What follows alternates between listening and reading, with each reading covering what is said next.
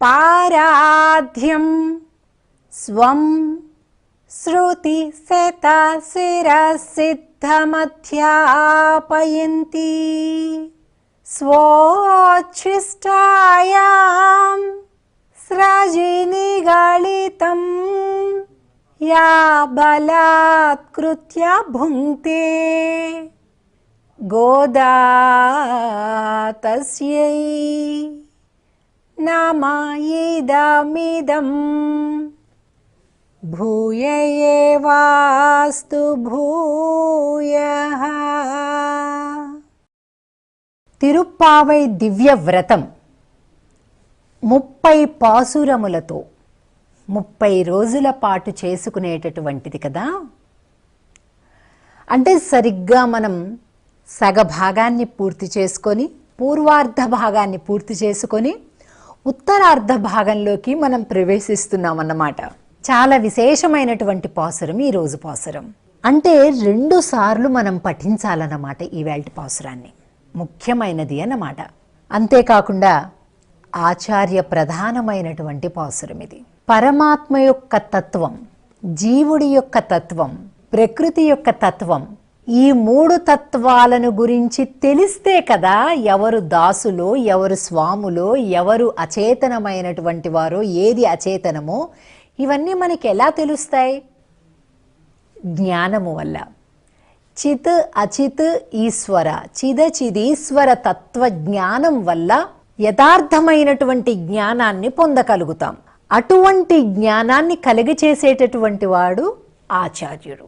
కనుక ఆచార్య హరి సాక్షాత్ చరరూపీన సంశయ అని చెప్తారు. ఆ పరమాత్మ ఎక్కడ ఉన్నాడో, అంతర్యామిగా అంతటా ఉన్నాడు కానీ గుర్తించలేము, గుర్తిస్తూ ఎదురుగా ఉన్నాడు కానీ ఉలకక పలకక ఉన్నాడు విగ్రహ రూపంలో.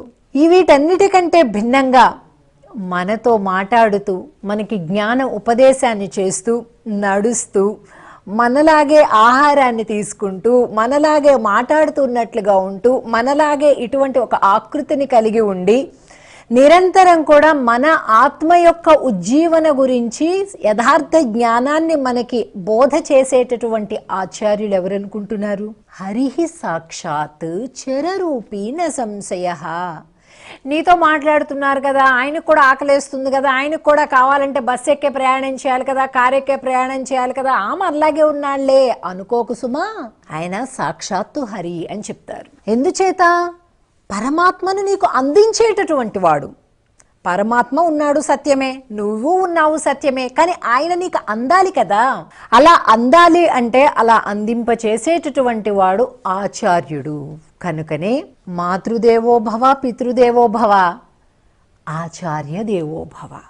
అలాగా ఆచార్యులను ప్రతిపాదించేటటువంటి దివ్యమైన పాసురం ఈరోజు పాసురం.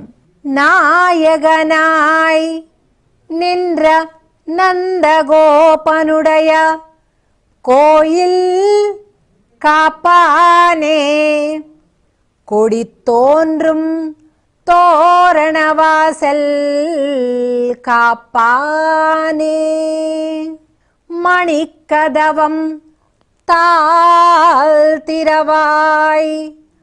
ஆயர் சிறுமியரோ முக்கு அரை பறை மாயன் மணிவண்ணன் நென்னலே வாய் நேர்ந்தான் தூயோமாய் வந்தோம் துயிலெழப் பாடுவான் வாயால் முன்னம் முன்னம் மாத்தாதே அம்மா நீனேசெனிலை கதவம் నీకు ఏలోరెంబావాయ్.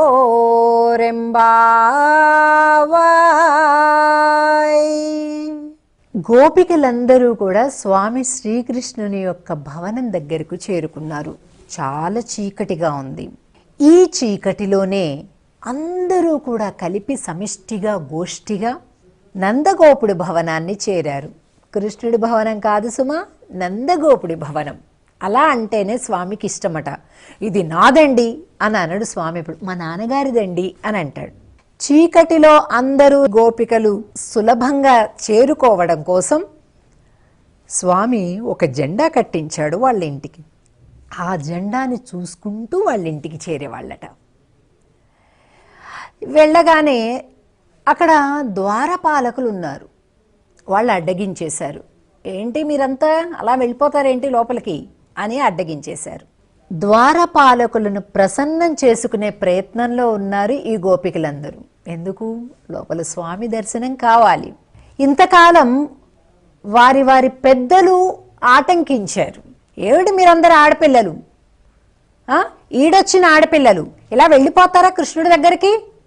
అసలు కృష్ణ ధ్యాస తప్ప మరొకటి లేకుండా ఉంది అని ఎవరిని వెళ్ళనివ్వకుండా ఆటంకించారు. ఈవేళ ఒక వ్రతం చేయాలి అనేటటువంటి మిషతో స్వామి దగ్గరికి వెళ్తున్నారు. ఇంతకాలం స్వామిని విడబాసి ఉన్నటువంటి ఆ ఆర్తి తపన ఒక్కసారిగా కట్టలు తెంచుకుంది. మహా ఆనందంగా అందరూ కూడా ఒకళ్ళకొకళ్ళు అందరూ కలుపుకొని చేరారు. ఇంత సంబరంగా, ఇంత తెల్లవారుజామున, ఇంత చలిలో చేరితే అక్కడ ద్వారపాలకులు అడ్డం పెట్టేశారు, లోపలికి వెళ్ళడానికి వీల్లేదమ్మా అని. అప్పుడు చెప్తున్నారు వీళ్ళు, నాయగనాయ్ నింద్ర నంద గోపనుడయ కోయిల్ కాపానే. ఎంత భాగ్యవంతులయ్యా మీరు!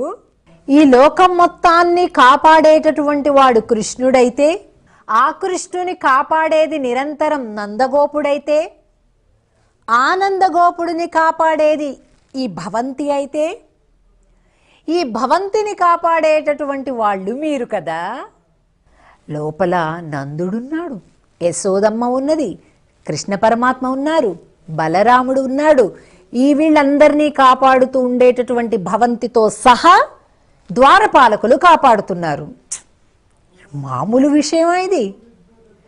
ఎంత గొప్ప ఉద్యోగం మీకు, ఎంత భాగ్యవంతులు మీరు అని కీర్తిస్తున్నారు. ఇప్పుడు ఆండాళ్ళ తల్లికి గోష్ఠికి ఎలా మాట్లాడాలో చాలా బాగా తెలుసండి కదండి. మన మాట తీరుబట్టే కదా ఎదుటి వాళ్ళు మన పట్ల ప్రసన్నం అవుతున్నారా లేదా అనేది అర్థమయ్యేటటువంటి విషయం.